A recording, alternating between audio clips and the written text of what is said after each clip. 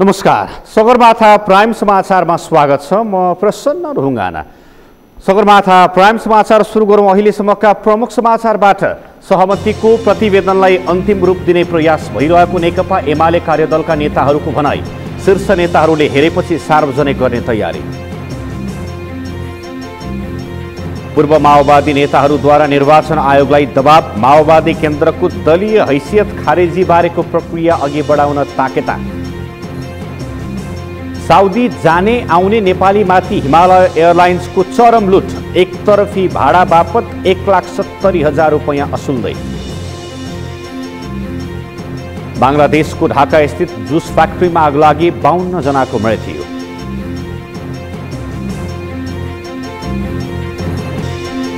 र Asian cup छनौट football अन्तर्गत 23 वर्ष मुनिको खेल तालिका सार्वजनिक। नेपाल समूह बीमा खेल आगामी अक्टोबर 23 देखि 31 सम्म हुने।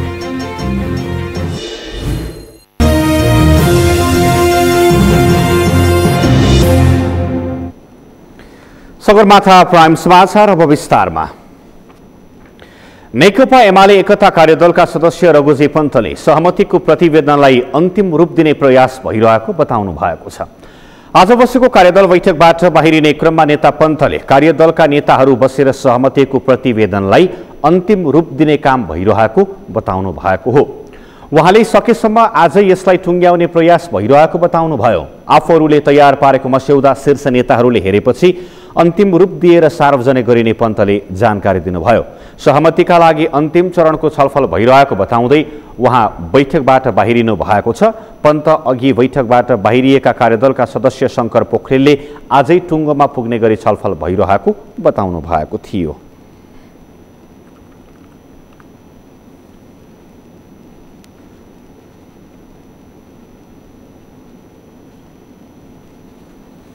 नेकपा माओवादी केन्द्रका पूर्व नेता टोप बहादुर रायमाझीले माओवादी केन्द्र भूमिगत र छापामार किसिमले चलिरहेको आरोप लगाउनु भएको छ। आज माओवादी केन्द्र खारेजीका लागि निर्वाचन आयोगमा परेको निवेदनको सम्बन्धमा बुझ्नका लागि अन्य नेताहरूसहित पुग्नु भएका नेता रायमाझीले माओवादी केन्द्र नेपालको संविधान, कानुन र राजनीतिक दल सम्बन्धी ऐन अनुसार नचली भूमिगत र छापामार किसिमले चलिरहेको आरोप लगाउनु भएको हो। उहाँले विगत 29 वर्षदेखि सो पार्टीमा महाधिवेशन नभएको भए पनि 2069 सालमा एउटा नाम मात्रैको महाधिवेशन भएको र तत्पश्चात पनि महाधिवेशन नभएका कारण पार्टी नै अवैध भएको पनि बताउनुभयो। उहाँले अवैध पार्टीले जननिर्वाचित प्रतिनिधिलाई कारबाही गरेको पनि उल्लेख गर्नुभयो।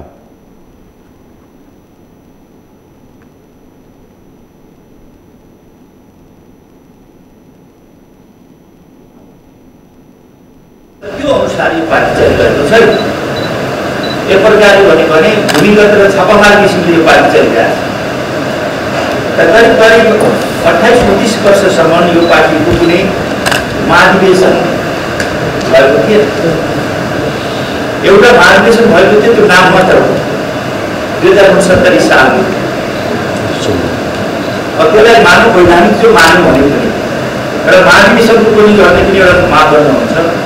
जिल्ला वैधानिक प्रतिनिधि, निर्वाचित प्रतिनिधि आउने समस्या प्रतिस्पर्धाको माध्यमबाट ती प्रतिनिधिहरूले महाधिवेशनमा विधान प्रतिवेदन र नेतृत्व चाहिने गर्छ।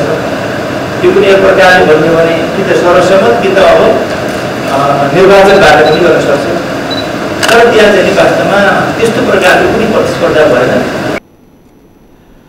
उहाँले राजनैतिक पार्टीहरू संस्थागत, वैधानिक र कानुन सङ्गत हुनुपर्ने बताउनुभयो। देशमा राजनैतिक पार्टीहरूमा अराजकता, अस्वस्थ प्रतिस्पर्धा र द्वन्द्व चलेको भन्दै उहाँले पार्टीहरूलाई सिस्टममा नल्याई समृद्धि आउन नसक्ने बताउनुभयो। राजनैतिक पार्टीहरू बीचमा सुमधुर सम्बन्ध र स्वस्थ प्रतिस्पर्धा हुनुपर्ने उल्लेख गर्दै उहाँले अन्य राजनैतिक दलसँग प्रतिस्पर्धा गर्न पार्टीभित्र आन्तरिक जनवादको प्रयोग गरी स्वस्थ प्रतिस्पर्धा हुनुपर्ने बताउनुभयो।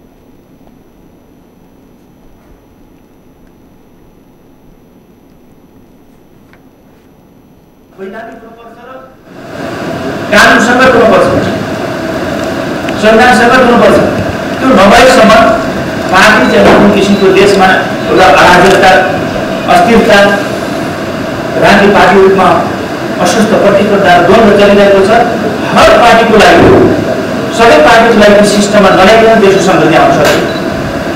हामी सबै पार्टी इभन त्यो माओवादी पार्टीलाई त्यो सिस्टममा ल्याउनलाई कतिपय व्यक्तिहरूले भन्ने गरेका छन् कि तपाईँ त माओवादीमा अहिले हुनुहुन्न।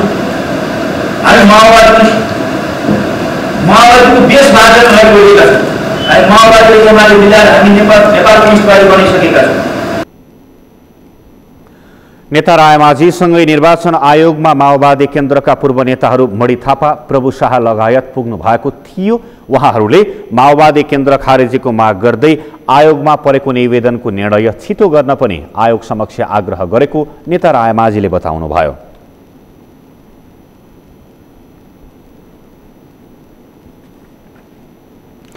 नेकपा एमालेको भातृ संगठन राष्ट्रिय युवा संघ नेपाल र अनेरासोव्यूले महोत्तरीको सदरमुकाम जलेश्वरमा प्रधानमन्त्री केपी शर्मा ओलीको समर्थनमा र्याली निकालेका छन्। राम्रो काम गर्दा गर्दै पनि प्रधानमन्त्री केपी शर्मा ओलीलाई एक्ल्याउन खोजिएको भन्दै त्यस विरुद्ध खबरदारी गर्दै युवा विद्यार्थीहरूले आज जलेश्वरमा र्याली निकालेका हुन्। जलेश्वरको लक्ष्मी चन्द्र मुरारका उच्च माविबाट निस्केको र्याली पञ्चमुखी चोक, खैरा चोक, सिडिओ कार्यालय, मीना बजार, नगरपालिका चोक हुँदै दुर्गा चोकमा पुगेर कोट सभामा परिणत भएको थियो। सभामा सहभागी युवा संघ र अनेरासोव्यूका नेताहरूले प्रधानमन्त्री ओली विरुद्ध हुने सबै खाले षड्यन्त्रहरूलाई ध्वस्त पार्ने चेतावनी पनि दिएका थिए।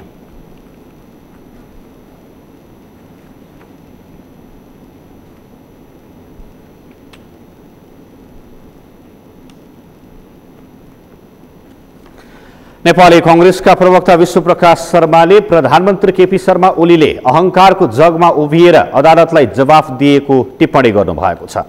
संविधानको व्याख्या गर्ने अधिकार सर्वोच्च अदालतको भएको भन्दै उहाँले संविधान अनुसार आदेश गर्ने अदालतलाई प्रधानमन्त्रीले संविधान विपरीत भएको भनी टिप्पणी गर्नु अहंकारीपन भएको दावी गर्नुभयो। बिहिबार सर्वोच्च अदालतलाई पठाएको प्रधानमन्त्री ओलीको लिखित जवाफमाथि प्रतिक्रिया दिँदै उहाँले सर्वोच्च अदालतले गरेको आदेशलाई सत्तापक्ष, सरकार वा विपक्षी दल सबैले स्वीकार गर्न पर्ने तर्क गर्नुभयो। जवाफ दिँदै गर्दाखेरि त्यो आदेशलाई चाहिँ उहाँले संविधान विपरीत भनेर भन्नुभयो। नेपाली कांग्रेस पार्टीको टिप्पणी यसमा केवल यति छ कि हामीले निर्माण गरेको संविधानले कार्यपालिकाको प्रमुखलाई होइन न्यायपालिकालाई चाहिँ संविधानको व्याख्या गर्न दिएको छ र त्यो विधिलाई हामी विपक्षीले पनि स्वीकार गरेर चल्नुपर्छ र सत्ताले पनि त्यसलाई स्वीकार गरेर चल्नुपर्छ।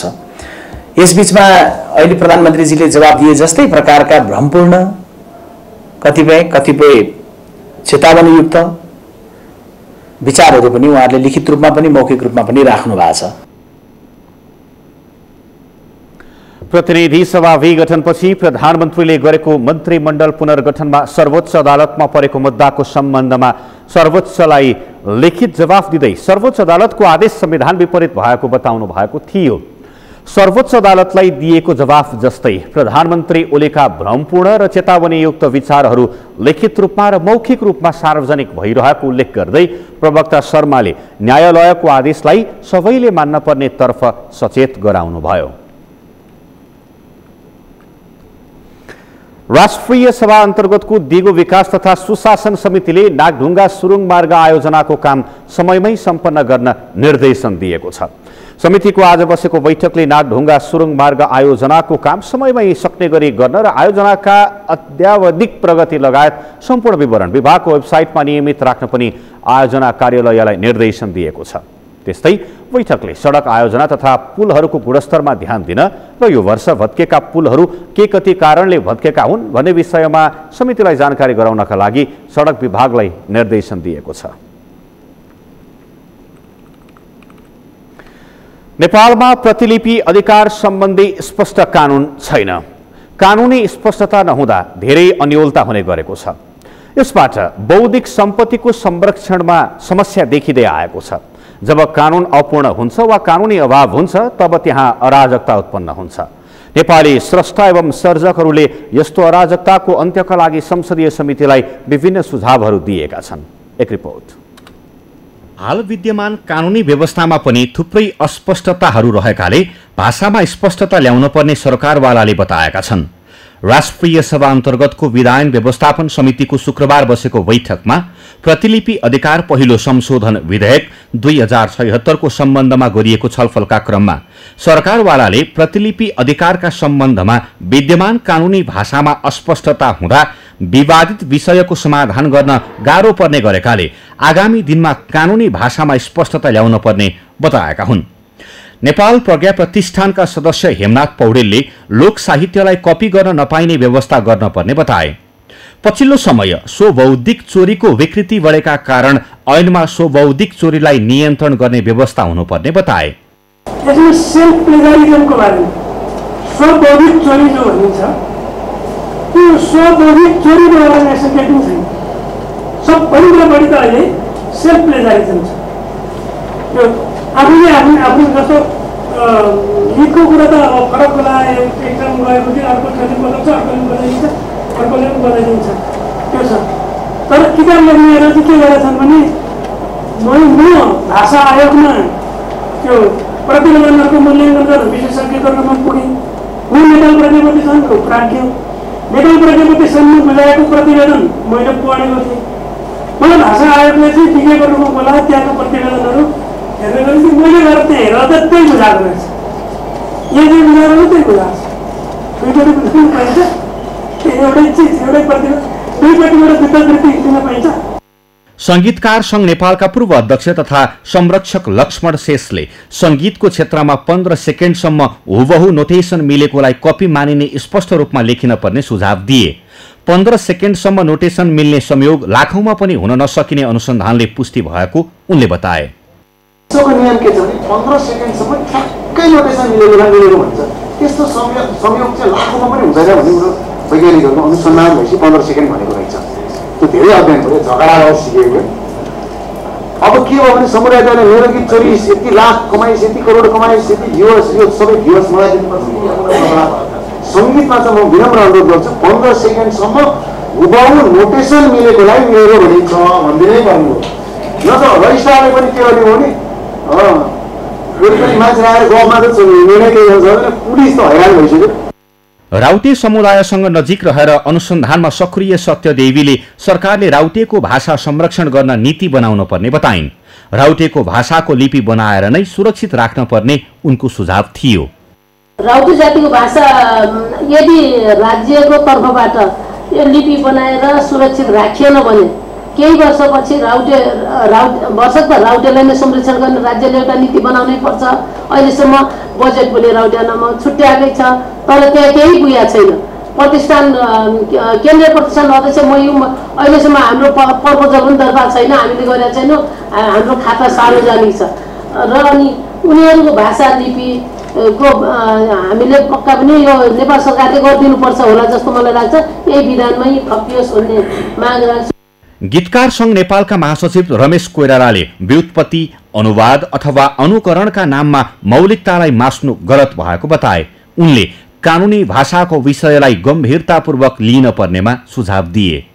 व्युत्पत्तिका नाममा, अनुवादका नाममा, अनुकरणका नाममा मौलिकतालाई मास्नु यो एकदम गलत कुरा छ। किनभने लोक संस्कृति, लोक कुरा, लोक भाका त हाम्रो राज्यको चिज हो। कसैले त्यसलाई रोयल्टी खान पाउँदैन र संकलकहरूलाई पनि यो रोयल्टी दिने कुरा रहनु हुँदैन। त्यसलाई प्रतिलिपि अधिकार अन्तर्गत रहनु हुँदैन।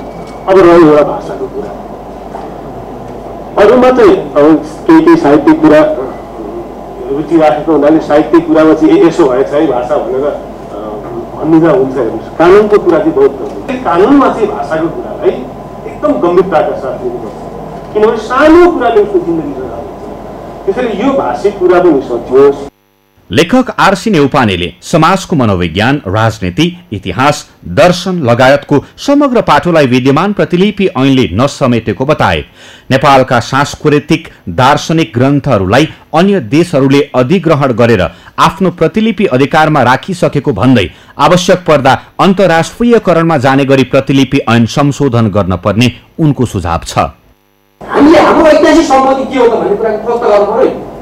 हाम्रो इतिहासका धार्मिक, सांस्कृतिक, दार्शनिक ग्रन्थहरू कतिपय चाहिँ भारतले आफ्नो प्रयोग गरेर आफ्नो प्रतिलिपि अधिकार राखिसकेको छ। हाम्रो ढिलो भएको छ नेपालको सन्दर्भमा। तीलाई दावी गरेर अन्तर्राष्ट्रियकरण गर्ने कुरा आवश्यक भने अन्तर्राष्ट्रिय अदालतमा जाने कुराहरूलाई पनि बाटो खोल्ने गरी यो प्रतिलिपि ऐन संशोधन गर्नुपर्छ। त्यो बाटो खोल्ने गरी यो आएन। यसमा सम्बन्धित सभापति महोदय र सम्बन्धित पक्षको ध्यान जाओस् भन्ने म सुझाव दिन चाहन्छु। र यो रचना यो दफा 2 को खण्डमा जो सरहरूले पनि अघि पनि राख्नुभएको होला, अलि ढिलो पनि आए खोज्दा खोज्दै कहिले तल्लो बिल्डिङ कहिले ओल्लो बिल्डिङ भन्दा भन्दा मलाई एकछिन टाइम पनि लाग्यो। र यो यसमा रचना के हो भन्ने सन्दर्भमा यो रचनाको अन्तर्वस्तु र रचना गर्नमा हामी परिशोधन गर्नुपर्छ। लेखक नेउपानेले राजनैतिक, धार्मिक, सांस्कृतिक, सामाजिक तथा कला साहित्यको सम्बन्धमा नेपालले गरेको अन्वेषणलाई रचना परिभाषाको खण्डमा राखिन पर्ने सुझाव पनि दिए। विज्ञहरूले महामारी नियन्त्रणका लागि अन्य देशमा जस्तै नेपालमा पनि एउटा छुट्टै स्वायत्त निकाय गठन गर्न पर्ने आवश्यकता औल्याएका छन्। राष्ट्रिय सरकार तथा समन्वय समितिको आजको बैठकमा सहभागी स्वास्थ्य क्षेत्रका विज्ञहरूले समयमा आउने महामारी र स्वास्थ्यजन्य समस्या समाधानका लागि स्वास्थ्य मन्त्रालय भन्दा भिन्न स्वायत्त निकाय बनाउन पर्ने सुझाव दिएका हुन्। छाती रोग विशेषज्ञ डाक्टर अर्जुन कार्कीले कोभिड-19 महामारीले नेपालको स्वास्थ्य संरचनाको वास्तविकता उजागर गर्दै सरकार र सरकारी संरचनाले मात्रै नियन्त्रण, रोकथाम र उपचार गर्न सक्दैन भन्ने प्रमाणित गरेको बताउनुभयो। यस महामारीमा सबैले स्वास्थ्य मन्त्रालयको मात्रै मुख ताकेर बसेको, तर मन्त्रालयभित्रको पुरानै प्रशासनिक तौर तरिकाले कयौं राम्रा काम भए पनि निरन्तरता पाउन नसक्दा प्रभावकारितामा प्रश्न उठेको बताउनुभयो। उहाँले विद्यमान सोच, प्रवृत्ति, प्रशासनिक तौर तरिकामा परिवर्तन ल्याउन आवश्यक रहेको बताउनुभयो।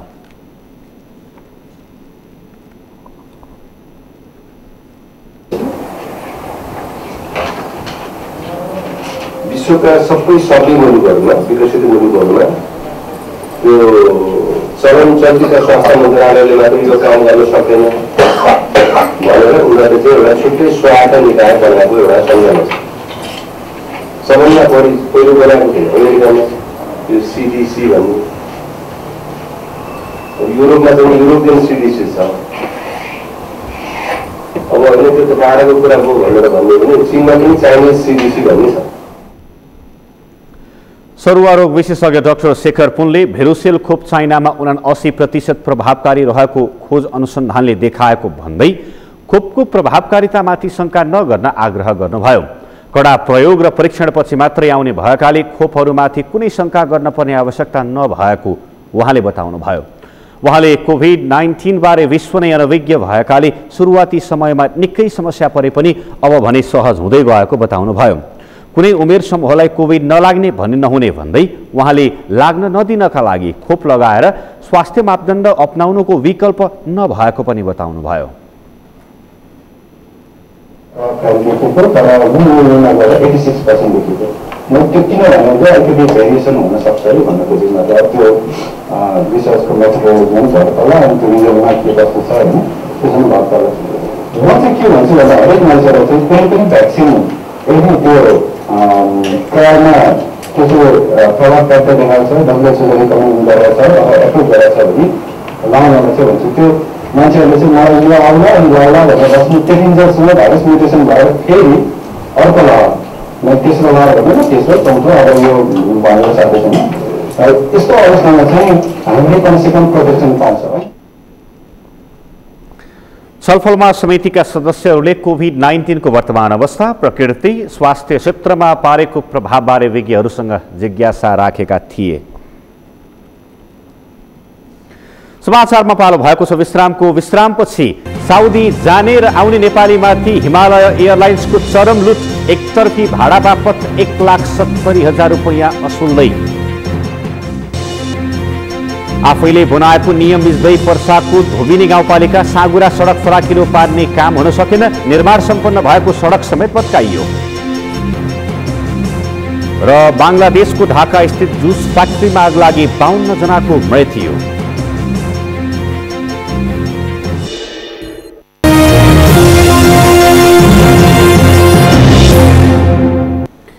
विश्रामपछि पुनः स्वागत छ। अब बाँकी समाचार। कोरोना महामारीका बीच जारी निषेधाज्ञामा नियमित अन्तर्राष्ट्रिय उडानहरू बन्द थिए। त्यसक्रममा विदेश जाने वा फर्कनेहरूसँग एउटै विकल्प थियो, चार्टर उडान।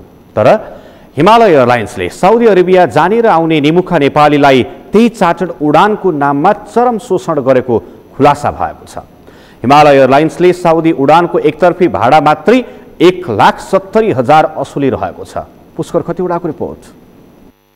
यी हुन् रौतहटका अब्दुल रहमान। यिनी वैदेशिक रोजगारीका लागि बिहिबार साउदी जाने टिकट काट्न काठमाडौँको गैरीधारामा रहेको हिमालय एयरलाइन्सको सेल्स अफिस पुगे। त्यहाँ यिनलाई हिमालय एयरलाइन्सले साउदी उडानको एकतर्फी भाडा मात्र 1,70,000 मागेपछि यिनी छाँगाबाट खसे जस्तै भए। यति ठूलो रकम बोकेर नआएका यिनी साउदी जान धितोमा घडेरी राखेर भए पनि हिमालय एयरलाइन्सको टिकट काट्न बाध्य भएको बताउँछन्। तपाईँ कहाँ जानुपर्ने थियो अनि यहाँ कति टिकट भनिरहेछ, कति पैसा लाग्ने भएछ? यहाँ माग्दैछ 1,70,000 माग्दैछ, 1,70,000। एक तरफको लागि 70 माग्छ, 1,70,000। कति गाह्रो हुन्छ अब त्यो पैसा कमाउनको लागि 6 महिना 7 महिना लाग्छ। त्यही हो। अब के गर्नुहुन्छ? अब के गर्नु, जानु पर्यो न। अब नेपालमा त कहाँ कमाउनु पर्यो त यत्रो 20-30 महिना कहाँ यता मिल्छ? यहाँ 30 महिना अब रिजर्भलाई खोजेर लिएर आउनु पर्यो। जमिन छ, त्यो घरारी छ न, त्यो घरारी अर्को नाममा गरेर त्यो पैसा दिन्छ, त्यही पैसा लिएर जाने फेरि अब विदेश। साउदीको दुईतर्फी भाडा नि 45,000 छ। तर कोरोना महामारीको मौका छोपेर हिमालय एयरलाइन्सले क्वारेन्टिन खर्च समेत भन्दै साउदीको एकतर्फी भाडा करिब 2 लाखसम्म असुलेको खुलासा भएको छ। जबकि खाडी मुलुकमा यति रकम जोड्न नेपाली श्रमिकले महिनौं श्रम गर्नुपर्ने हुन्छ। कोरोना महामारीकै बीच साउदी उडानको एकलौटी चार्टर उडान अनुमति पाएको हिमालय एयरलाइन्सको सेल्स अफिसमा अहिले साउदी जाने टिकट काट्ने र टिकट सच्याउनेको भिड छ। टिकट बारे केही जानकार यात्रु भने हिमालय एयरलाइन्सको टिकट दर रेट बारे यसरी बताउँछन्। यदि भिसाको भ्यालिडिटी छ भने तपाईले तिर्नुपर्ने पीसीआर गर्नु के अरे भ्याक्सिन लगाउनु भएको छैन भने तिर्नुपर्ने 84,400। यदि भ्याक्सिन छ भने पैसा पर्दैन। तपाईसँग पुरानो टिकट छ भने त्यही टिकटले जान पाउनुहुन्छ। होइन तपाईसँग टिकट छैन भने 170,000 को टिकट पेड गर्नुपर्छ। 1,70,000। यदि तपाईसँग उ छ भने चाहिँ 84,000 भ्याक्सिन लगाउनु भएको छ भने 84,400 क्वारेन्टाइन खर्च। यसरी हिमालय एयरलाइन्सले उडानको नाममा लुट मचाएपछि परेको उजुरी उपर संस्कृति पर्यटन तथा नागरिक उड्डयन मन्त्रालयले छानबिन समिति पनि गठन गर्यो। तर श्रम गर्न विदेशिएका नेपालीको पसिनामा नै लुट मचाउने हिमालय एयरलाइन्स उपर भने कुनै कारबाही भएन। यस्तोमा उपभोक्ता अधिकार कर्मी छानबिन समिति नै एयरलाइन्सको प्रभावमा परेको हुन सक्ने बताउँछन्। हवाई जो के छ इन्धन बढी भयो भएर होस् भन्ने हो अत्यधिक रूपले गरिएको अवस्था छ। हेर्नुहोस् त्यो घट्न अब त घट्नु पर्ने नि त। चार्टर विमान त्यो के सेड्युल विमान आइसक्यो तै पनि घट्ने स्थिति बनाउन खोजिरहनु भएको अवस्था छैन। उपभोक्ता प्रति साह्रै अन्याय छ। अन्याय उपर हेर्ने भनेको त प्राधिकरणले हो नि। प्राधिकरणले छानबिन गर भनेको छ, चुप लाएर बसिरहेको छ। कोही अब चाहिँ के छ भने दबाब अब त चलाउन थाल्यो भनेर जुन काम गरिरहेको छ यो बेठिक छ। यो चाहिँ के छ भने रोकिनु पर्यो र के छ भने हवाई भाडा घट्नु पर्यो। उनीहरू उपर चाहिँ गलत काम गर्ने मान्छे त कानुन छ भनेर देखाउनलाई चाहिँ फौजदारी अपराध संहितामा यही कुरा भनिएको छ क्या। अहिले नागरिक उड्डयन मन्त्रालय 5 वटा मन्त्रालयको जिम्मेवारी लिएका मन्त्री लीलानाथ श्रेष्ठको जिम्मामा छ।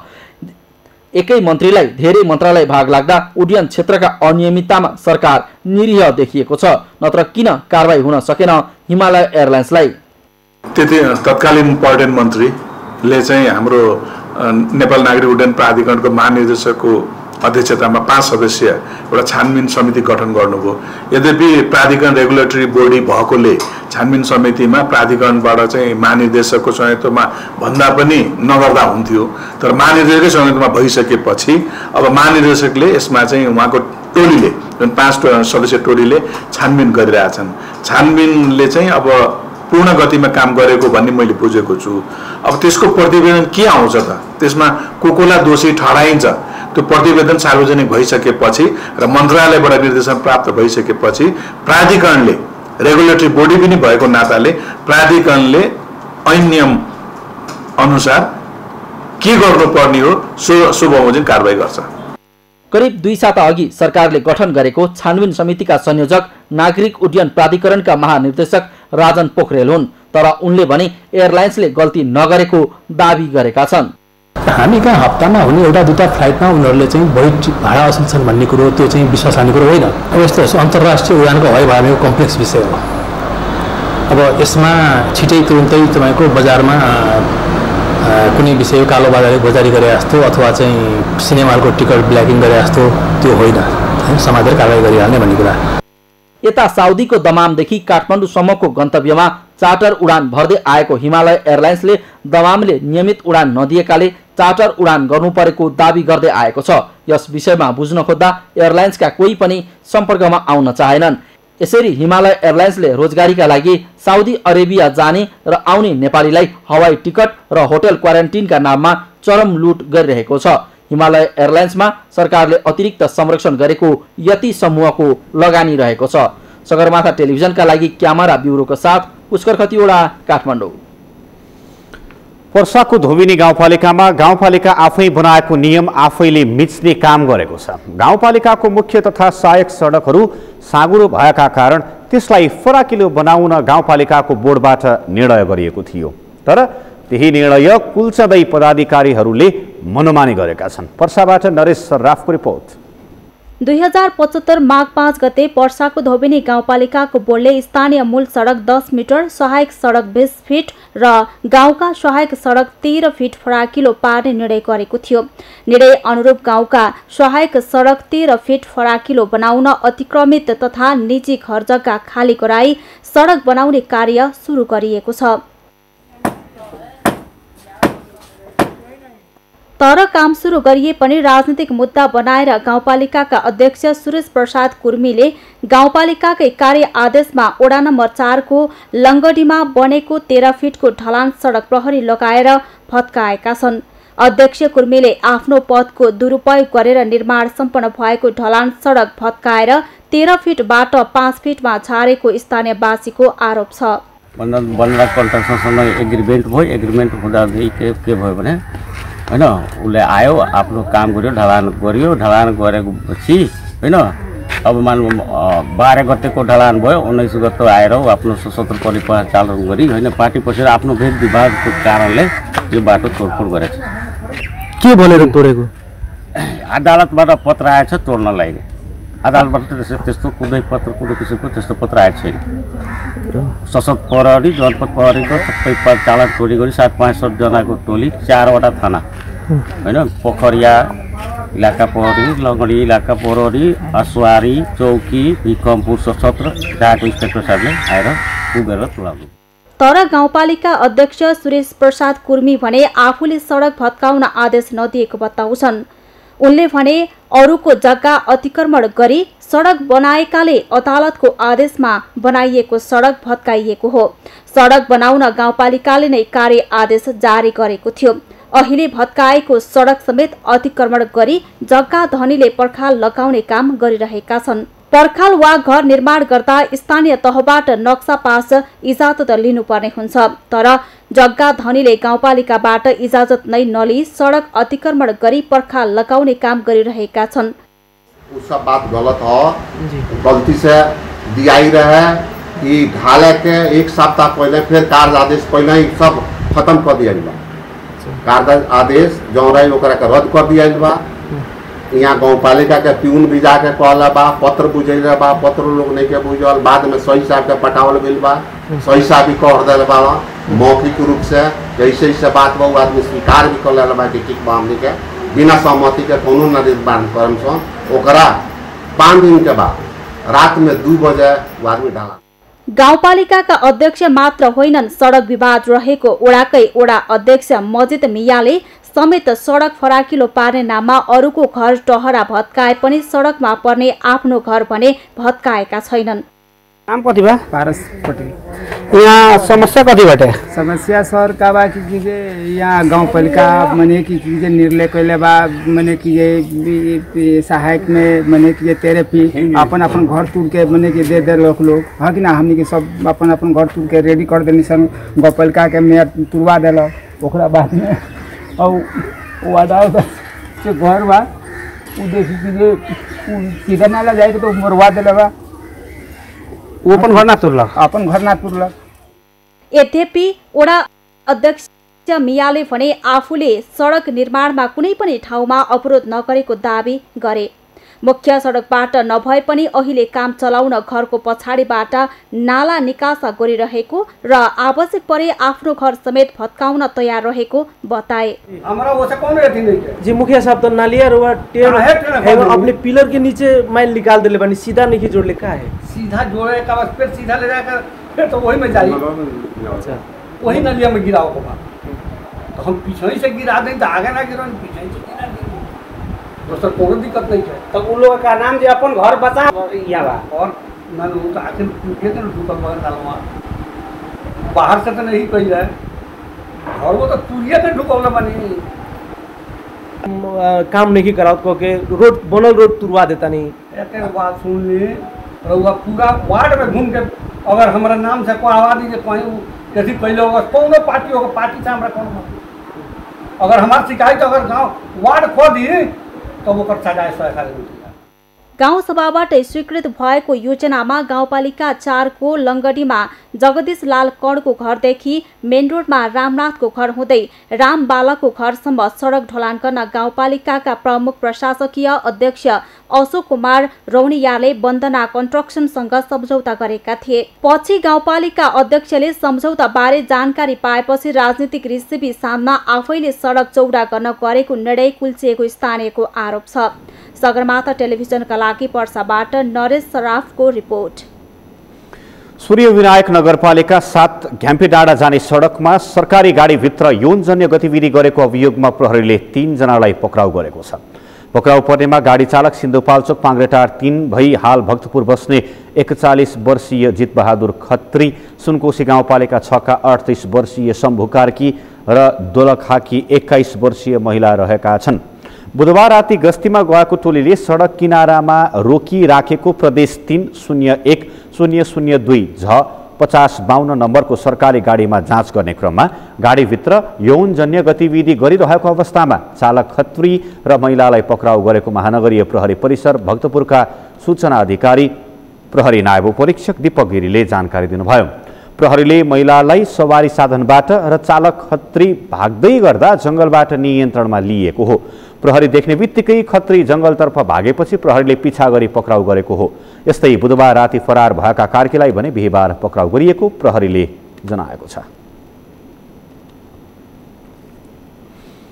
बाढी र पहिरोको कारण देशभरको जनजीवन अस्तव्यस्त बनेको छ। विशेष गरी नदी तटीय क्षेत्रका बासिन्दाको जनजीवन कष्टकर बनेको छ। बाढीले तराईका कयौं बस्ती डुबानमा पारेको छ। अझै मनसुनको सक्रियता जारी रहने भएकाले थप सतर्कता अपनाउन मौसम पूर्वानुमान महाशाखाले आग्रह गरेको छ। समीर जोशीको रिपोर्ट। देशका विभिन्न स्थानमा आएको बाढी पहिरो र डुबानमा परि 51 जनाको मृत्यु भएको छ। मनसुन सुरु भएपछि परेको अविरल वर्षाका कारण आएको बाढी पहिरो र डुबानमा परि 51 जनाको मृत्यु भएको हो। मृत्यु हुनेमा 26 पुरुष 15 महिला 10 बालबालिका रहेका छन्। ती मध्ये सिन्धुपाल्चोकमा 5, डोटीमा 4, रोल्पा, तनहु, दाङ, पाल्पा, दार्चुला र गोर्खामा 3-3, चितवन, प्युठान, धादिङ, म्याग्दी र रौतहटमा 2-2 र ललितपुर, मकवानपुर, सर्लाही, खोटाङ, सप्तरी, काभ्रे, सिन्धुली, जुम्ला, अर्घखाँची, कास्की, कालीकोट, पाँचथर, बजाङ र बाजुरामा 1-1 जना रहेका छन्। पछिल्लो 24 घण्टामा मात्रै 7 जनाको ज्यान गएको छ, जस अनुसार दार्चुलामा थप 3, पाल्पामा थप 2 तथा तनहु र दाङमा थप 1-1 जनाको मृत्यु भएको छ। यो 1 महिनाको अवधिमा बाढी पहिरो र डुबानमा परि 71 जना घाइते भएका छन्। ती मध्ये 36 पुरुष 19 महिला 16 जना बालबालिका रहेका छन्। यस्तै बाढी पहिरोमा परि 29 जना बेपत्ता छन्। ती मध्ये 19 पुरुष 6 महिला 4 बालबालिका रहेका छन्।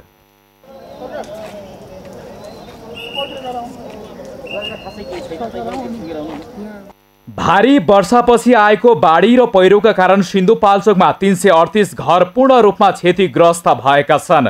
मनाङमा 59 घर पूर्ण रूपले क्षति भएका छन् भने 20 वटा घरमा आंशिक क्षति पुगेको छ। लमजुङमा 35 घर पूर्ण रूपले क्षतिग्रस्त भएका छन्। कास्कीमा 15 र तनहुमा 10 घर पूर्ण रूपले क्षतिग्रस्त भएका छन्। राष्ट्रिय आपतकालीन कार्य सञ्चालन केन्द्रका अनुसार बाढी पहिरोका कारण 46 जिल्लाका 543 घर पूर्ण रूपले क्षति भएका छन् भने 148 घर आंशिक रूपले क्षति भएका छन्। यस्तै असार 1 गते पछिको बाढी पहिरोले देशका 37 सरकारी कार्यालय, 25 झलुङ्गे पुल, 16वटा पक्की पुल र 25 हाइड्रोमाथि भौतिक रूपमा क्षति पुर्याएको छ। बाढी पहिरोले देशका धेरै राजमार्ग समेत अवरुद्ध भएका छन्। मौसम सक्रियता अझै जारी रहने भएकाले उच्च सतर्कता अपनाउन मौसम पूर्वानुमान महाशाखाले आग्रह गरेको छ। सगरमाथा टेलिभिजनका लागि समीर जोशी, काठमाडौँ। देशमा अहिले स्थानीय, प्रदेश र सङ्घ गरी 3 तहका सरकारहरू छन्। सरकारी बजेटमा राष्ट्रिय गौरवको आयोजनादेखि ग्रामीण क्षेत्रको सडक विस्तारका कार्यक्रमहरू उच्च प्राथमिकतामा पर्दै आएका छन्। तर पनि यी सबै विकास निर्माणका कामहरू असारमा मात्रै टालटुले तरिकाले सम्पन्न गर्ने प्रवृत्तिले दिगो विकास हुन सकेको छैन। रुकुम पश्चिमबाट मेघराज खड्काको रिपोर्ट। सरकारले हरेक वर्ष आम नागरिकको जनजीविकालाई लक्षित गर्दै विभिन्न नीति तथा कार्यक्रम सहितको बजेटमा विभिन्न कार्यक्रम तथा परियोजनाहरू प्रस्तुत गर्दै आएको छ। तर पनि त्यस्ता मझौला तथा ठूला परियोजनाहरू तोकिएको समयभित्र कमै मात्रामा पूरा हुने गरेका छन्। विशेष गरी ठूला आयोजनाहरूको निर्माणमा ठेकेदार कम्पनीले लापरवाही गर्दा पनि सरकारका जनप्रतिनिधि भने बेखबर बन्ने गरेका छन्, जसको फाइदा उठाउँदै वर्षायाममा ताकेता गरेर छिटो काम सक्ने परिपाटीले विकासका कामहरू झारा टार्ने प्रवृत्तिमा सीमित भएको सर्वसाधारणको बुझाइ छ। यो विकास निर्माण कार्यहरू गर्दै गर्दा यो आएर यो आर्थिक वर्ष सकिने अन्तिम असारको लास्टतिरै काम गर्ने प्रवृत्ति, यो एउटा जो सम्बन्धित निकायहरू हुन्छ, स्थानीय निकाय, प्रदेश, अब केन्द्रसम्मकै एउटा यो के प्रवृत्ति हो। देशभर असारे विकासको चटारो तीव्र गतिमा अगाडि बढिरहेको छ। रुकुम पश्चिममा पनि सडक पुनर्निर्माण, बाटोघाटो, मोटरेबल पुल तथा विभिन्न रोजगारमूलक कार्यक्रम र योजनाहरूको कार्यान्वयनको हालत पनि त्यस्तै छ। प्रभावकारी अनुगमन प्रणालीको अभावमा समयमै विकास निर्माणले गति लिन नसकेको मुसिकोट नगरपालिकाका प्रमुख प्रशासकीय अधिकृत नरहरि तिवारीको भनाइ छ। चाहिँ अब स्थानीय सरकार मात्रै दोषी छैन, उपभोक्ता समितिहरू, हाम्रा जनप्रतिनिधिहरू पनि समयमा आफ्ना योजनाहरू समयमा सम्झौता गर्ने, त्यसको लागि चाहिँ अनुगमन गर्ने प्रणाली हामी कहाँ कमजोर छ। यसलाई सुदृढ गर्दै, यसलाई चाहिँ बनाउँदै हाम्रा चाहिँ भएका विगतका कमी कमजोरीलाई सुधार गर्दै, सुधारको विकल्प भनेको चाहिँ तपाईँको नराम्रो हुन सक्दैन, राम्रोको विकल्प भनेको अझ राम्रो हो। त्यो ढङ्गले अगाडि बढ्न पनि आवश्यक छ। झण्डै पुरा आर्थिक वर्षभरि नै निदाएर बस्ने तर आर्थिक वर्षको अन्तिम महिना अर्थात् असार महिनामा मात्रै पानीको भलमा निर्माण सामग्री खनाएर झारा टार्ने गरी विकास गर्ने प्रवृत्ति कायमै राख्दा जनताको दिगो विकासको सपनामाथि कुठाराघात भएको छ। यसतर्फ सम्बन्धित निकायको बेलैमा ध्यान जान सके मात्रै जनताले दिगो विकासको स्वाद चाख्न पाउनेछन्। सगरमाथा टेलिभिजनका लागि रुकुम पश्चिमबाट मेघराज खड्काको रिपोर्ट। उदयपुरको कटारी नगरपालिकाको कार्यालयमा लगाएको ताला खोलिएको छ। राष्ट्रिय गौरवको 16 कोरिडोर डबल सर्किट 132 केबी प्रसारण लाइनको अलाइनमेन्ट परिवर्तन गर्न र उचित मुआब्जा माग गर्दै लगाइएको ताला खोलिएको हो। हिजो कटारी नगरपालिका 4 मरुवाका स्थानीयवासीले उचित मुआब्जाको टुङ्गो नलगाई सरकारले कोरिडोरको काम सुरु गरेको भन्दै नगरपालिकाको कार्यालयमा तालाबन्दी गरेका थिए। पूर्वी रोल्पाको सुनिल स्मृति गाउँपालिकामा गर्भवतीको पोषणको अवस्था कमजोर देखिएको भन्दै त्यसमा सुधार ल्याउन गाउँपालिकाले पोषण सुधार कार्यक्रमलाई प्राथमिकता दिएको छ। नेपाल सरकारले बच्चा जन्मिएपछि मात्र पोषण भत्ता दिए पनि गाउँपालिकाले भने अग्रिम रूपमा नै पोषण कार्यक्रम सुरु गरेको हो। रोल्पाबाट भरत नेपालीको रिपोर्ट। दुर्गम जिल्लाहरूमा नेपाल सरकारले बच्चा जन्मेपछि मात्र पोषण भत्ता उपलब्ध गराउँदै गएको छ। तर रोल्पाको सुनिल स्मृति गाउँपालिकाले भने गर्भवती महिलाहरूको अग्रिम पोषणको लागि गर्भवती पोषण सुधारको कार्यक्रम लिएको छ। सुनिल स्मृति गाउँपालिका भित्र हाल 300 भन्दा बढी गर्भवती महिला रहेका छन्। उनीहरूले नियमित 4 पटक गर्भ जाँच गरी स्वास्थ्य संस्थामा बच्चा जन्माएमा नेपाल सरकारले 2800 बाहेक गाउँपालिकाले 1000 थप गर्ने भएको छ। देखि अब प्रत्येक गर्भवतीले गाउँपालिकाले उसले बच्चा नियमित रूपमा 4 चोटि बच्चा चेक गरेर अस्पतालमा जन्माए बापत, स्वास्थ्य सेवामा जन्माए बापत प्रति सुत्केरीले गाउँपालिकाले 1000 को व्यवस्था गरेको छ र नेपाल सरकारले 2800 व्यवस्था गर्दै उसको खातामा 3800 पैसा जान्छ र त्यो सँगै हामी त्यो जन्माउन प्रेरणा दिने र उ गर्ने स्वास्थ्य कर्मीलाई प्रोत्साहन भनेर गाउँपालिकाले व्यवस्था गरेका छ। गाउँपालिकाको सबैभन्दा दुर्गम मानिने वडा नम्बर 5 कार्यालयले गर्भवती महिलाहरूको लागि पोषण सुधार कार्यक्रमबाट अन्डा, नुन, साबुन लगायतको सामग्री पाउँदा आफूहरू धेरै खुसी भएको बताए।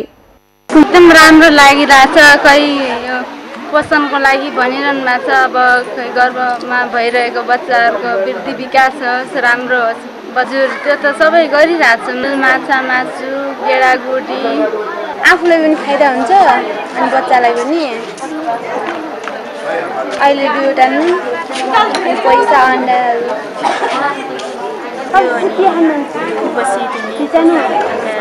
समस्या अहिले सबै थाहा भइसक्यो।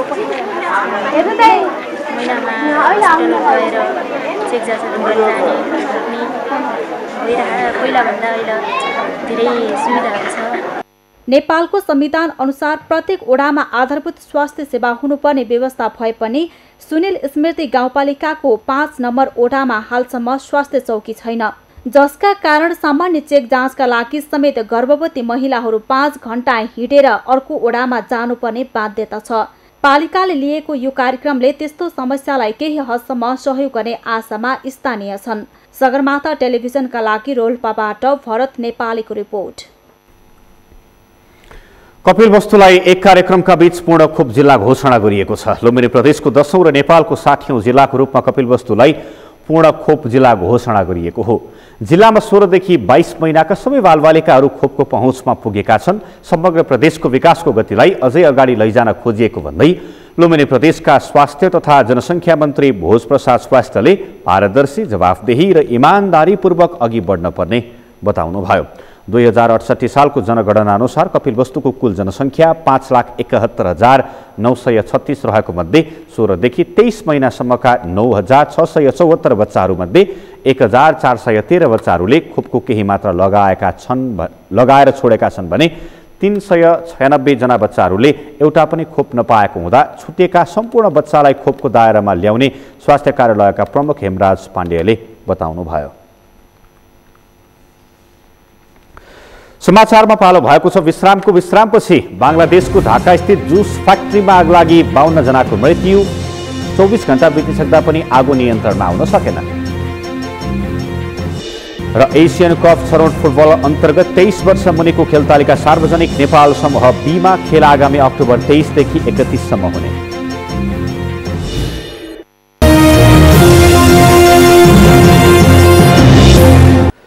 हामी समाचारको अन्त्यमा छौं। अन्त्यमा प्रमुख समाचार फेरि एकपटक। सहमतिको प्रतिवेदनलाई अन्तिम रूप दिने प्रयास भइरहेको नेकपा एमाले कार्यदलका नेताहरूको भनाई। शीर्ष नेताहरूले हेरेपछि सार्वजनिक गर्ने तयारी। पूर्व माओवादी नेताहरूद्वारा निर्वाचन आयोगलाई दबाव। माओवादी केन्द्रको दलीय हैसियत खारेजी बारेको प्रक्रिया अघि बढाउन ताकेता। साउदी जाने आउने नेपालीमाथि हिमालय एयरलाइन्सको चरम लुट। एकतर्फी भाडा बापत 1,70,000 रुपैयाँ असुल्दै।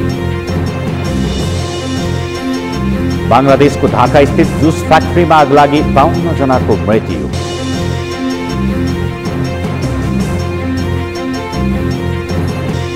र एसियन कप छनौट फुटबल अन्तर्गत 23 वर्ष मुनिको खेल तालिका सार्वजनिक नेपाल समूह बीमा खेल आगामी अक्टोबर 23 देखि 31 सम्म हुने।